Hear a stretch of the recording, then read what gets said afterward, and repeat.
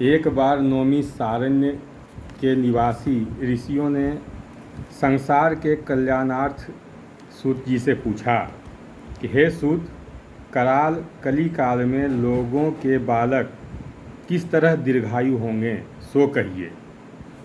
सूत जी बोले, जब द्वापर का अंत और कली युग का आरंभ था, उसी समय बहुत सी शोकाकुल स्त्रियों ने आपस में सलाह की कि क्या इस कली में माता के जीवित रहते पुत्र मर जाएंगे। जब वे आपस में कुछ निर्णय न कर सकी, तब गौतम जी के पास पूछने के लिए गई। जब उनके पास पहुंची तो उस समय गौतम जी आनंद से बैठे थे। उनके सामने जाकर उन्होंने मस्तक झुकाकर प्रणाम किया। तदंतर स्त्रियों ने पूछा कि हे प्रभु, इस कलिकाल में लोगों के पुत्र किस तरह जीवित रहेंगे, इसके लिए कोई व्रत या तप हो तो कृपा करके बतलाइए। इस तरह उनकी बातें सुनकर गौतम जी बोले कि आपसे मैं वही बात कहूँगा जो मैंने पहले सुन रखी है। गौतम जी ने कहा कि जब महाभारत युद्ध का अंत हो गया और द्रोण पुत्र अश्वत्थामा के द्वारा अपने बेटों को मरा देखकर सब पांडव बड़े दुखी हुए, तो पुत्र के शोक से व्याकुल होकर द्रौपदी अपनी सखियों के साथ ब्राह्मण श्रेष्ठ धौम्य के पास गईं और धौम्य से कहा कि हे विपेंद्र, कौन सा उपाय करने से बच्चे दीर्घायु हो सकते हैं, कृपया करके ठीक ठीक कहिए। धौम्य बोले कि सत्य युग में सत्य वचन बोलने वाला, सत्याचरण करने वाला, समदर्शी जिमुत वाहन नाम का एक राजा था। एक बार वह अपनी स्त्री के साथ अपने ससुराल गया और वहीं रहने लगा। एक दिन आधी रात के समय पुत्र के शोक से व्याकुल कोई स्त्री रोने लगी, क्योंकि वह अपने बेटे के दर्शन से निराश हो चुकी थी। उसका पुत्र मर चुका था। वह रोती हुई कहती थी कि हाय, मुझ बूढ़ी माता के सामने मेरा बेटा मरा जा रहा है। उसका रुदन सुनकर राजा जिमुत वाहन का तो मानो हृदय विदीर्ण हो गया। वह तत्काल उस स्त्री के पास पहुंच गया और उनसे पूछा कि तुम्हारा बेटा कैसे मरा है। बूढ़ी ने कहा कि गरुड़ प्रतिदिन आकर गांव के लड़कों को खा रहा है। इस पर दयालु राजा ने कहा कि माता, अब तुम रोवो मत, आनंद से बैठो, मैं तुम्हारे बच्चे को बचाने का यत्न करता हूँ। ऐसा कहकर राजा उस स्थान पर गया जहाँ गरुड़ आकर प्रतिदिन मांस खाया करता था। उसी समय गरुड़ भी उस पर टूट पड़ा और राजा के शरीर का मांस खाने लगा। जब अतिशय तेजस्वी गरुड़ ने राजा का बायां अंग खा लिया तो झटपट राजा ने अपना दाहिना अंग फेर कर गरुड़ के सामने कर दिया। यह देखकर गरुड़ जी ने कहा कि देव योनियों में तुम कौन हो?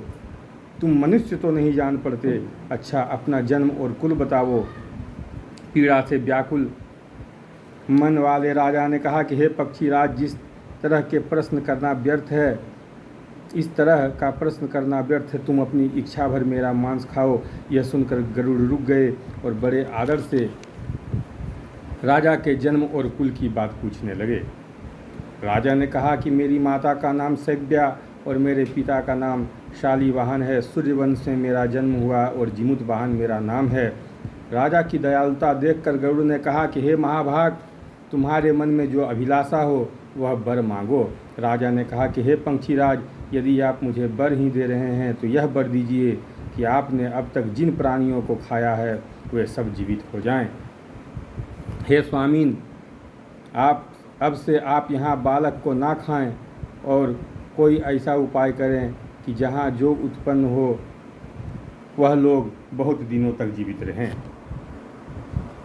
धौम्य ने कहा कि पंक्षीराज गरुड़ राजा को वरदान देकर स्वयं अमृत के लिए नागलोक चले गए। वहाँ से अमृत लेकर उन्होंने उन मरे हुए मनुष्यों की हड्डियों पर बरसाया। ऐसा करने से सब लोग जीवित हो गए जिनको कि गरुड़ ने पहले खाया था। राजा के त्याग और गरुड़ की कृपा से वहाँ वालों का बहुत कष्ट दूर हो गया। उस समय राजा के शरीर की शोभा दुगनी हो गई थी। राजा की दयालुता देखकर गरुड़ ने फिर कहा कि मैं संसार के कल्याणार्थ एक और वरदान दूंगा। आज अश्विन कृष्ण सप्तमी से रहित शुभ अष्टमी तिथि है। आज ही तुमने यहाँ की प्रजा को जीवन दान दिया है। हे वत्स, अब से यह दिन ब्रह्म भाव हो गया, जो मूर्ति भेद से विविध नामों से विख्यात है, वही त्रिलोक्य से पूजित दुर्गा अमृत प्राप्त करने के अर्थ से जीवित पुत्रिका कहलाई हैं। सो इस तिथि को जो स्त्रियां जीवित पुत्रिका की और कुश की आकृति बनाकर तुम्हारी पूजा करेगी, तो दिनों दिन उसका सौभाग्य बढ़ेगा और वंश की बढ़ोतरी होगी। हे महाभाग, इस विषय में विचार करने की आवश्यकता नहीं है। हे राजन, सप्तमी से रहित और उदया तिथि की अष्टमी को व्रत करे, यानी सप्तमी विद्ध अष्टमी जिस दिन हो उस दिन व्रत न कर शुद्ध अष्टमी को व्रत करे और नवमी को पालन करे। यदि इस पर ध्यान न दिया जाए तो फल नष्ट हो जाएगा और सौभाग्य तो अवश्य नष्ट हो जाएगा। जीमूत वाहन को इस तरह वरदान देकर गरुड़ वैकुंठ धाम को चले गए और राजा भी अपनी पत्नी के साथ अपने नगर को वापस चले आए। धौम्य ने द्रौपदी से कहा कि हे देवी, मैंने यह अतिशय दुर्लभ व्रत तुमको बतलाया है। इस व्रत को करने से बच्चे दीर्घायु होते हैं। हे देवी, तुम भी पूर्वोक्त विधि से यह व्रत और दुर्गा जी का पूजन को करो, तुम्हें अभिलाषित फल प्राप्त होगा। मुनिराज धौम्य के बात को सुनकर द्रौपदी के हृदय में एक प्रकार का कौतूहल उत्पन्न हुआ और पूर्वासिनी स्त्रियों को बुलाकर उनके साथ यह उत्तम व्रत को किया। गौतम ने कहा कि यह व्रत और उसके प्रभाव को किसी एक चिन्ही से सुन लिया और चिल्हनी ने सुन लिया और अपने सखी सियारिन को बताया। इसके बाद पीपल वृक्ष की शाखा पर बैठकर उस चिल्हनी ने उस वृक्ष के खोते में बैठकर सियारिन ने भी व्रत को किया और फिर उस चिल्हनी किसी उत्तम ब्राह्मण के मुंह से यह कथा सुनकर आई और पीपल के खोते में बैठी अपनी सखी को भी सुनाया, सियारनी को सुनाया। सियारनी ने आधा कथा सुनी थी कि उसे भूख लग गई और वह उसी समय शव से भरे हुए शमशान में पहुंच गई। वहां उसने इच्छा भर मांस का भोजन किया और चिल्हनी को बिना भोजन किया। चिल्हनी जो थी वह बिना कुछ खाए पिए रह गई और जब तक हो गया, सवेरे वह गौशाले में गई और वहाँ गौ का दूध पिया। इस तरह नवमी को उसने पालन किया। कुछ दिन बाद वे दोनों मर गई और अयोध्या में किसी धनी व्यापारी के घर में जन्मी। संयोग से उन दोनों का जन्म एक ही घर में हुआ, जिसमें सियारिन ज्येष्ठ हुई और चिल्हनी छोटी।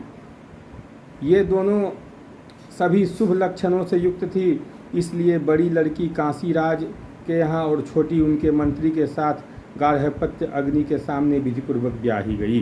पूर्व जन्म के कर्म फल के से यह मृगनयनी रानी हुई, जिस किसी भी संतान को उत्पन्न करती वह मर जाती।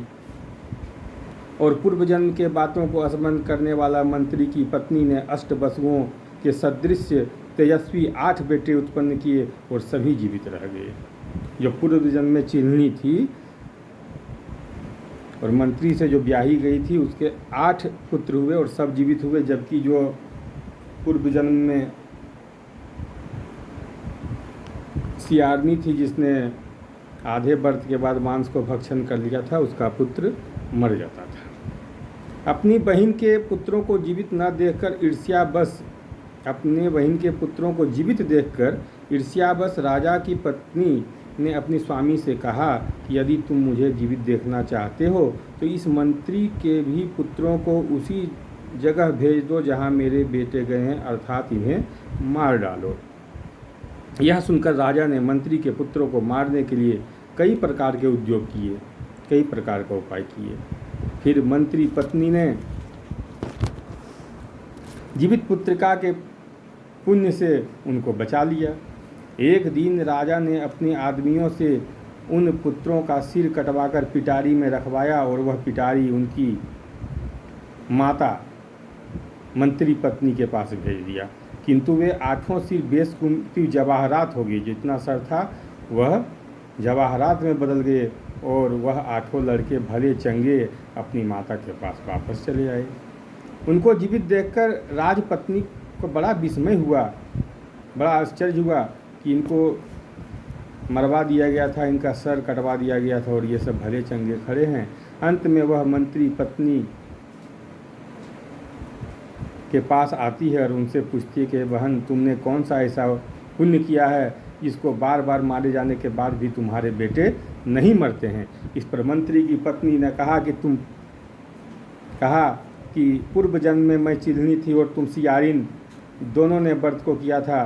तुमने व्रत के नियम का भली भांति पालन नहीं किया और मैंने पालन किया था। इसी दोष से है बहन तुम्हारे बेटे नहीं जीते हैं। और आज रानी, अब भी तुम जीवित पुत्रिका व्रत को करो, तुम्हारे बेटे दीर्घायु होंगे। मैं तुमसे सच सच कह रही हूँ। उनके कथनानुसार रानी ने व्रत किया, तभी से उनके कई बेटे सुंदर और दीर्घायु होकर बड़े बड़े राजा हुए। सूत जी कहते हैं कि सब प्रकार का आनंद देने वाला मैंने यह दिव्य व्रत बतलाया है। स्त्रियां चिरंजीवी संतान चाहती हों तो विधिपूर्वक यह व्रत करें। यदि पंडित देव नारायण पाठक कृत भाषा टीका सहित जीवित पुत्रिका व्रत कथा समाप्त। बोलिए सियावर रामचंद्र की जय।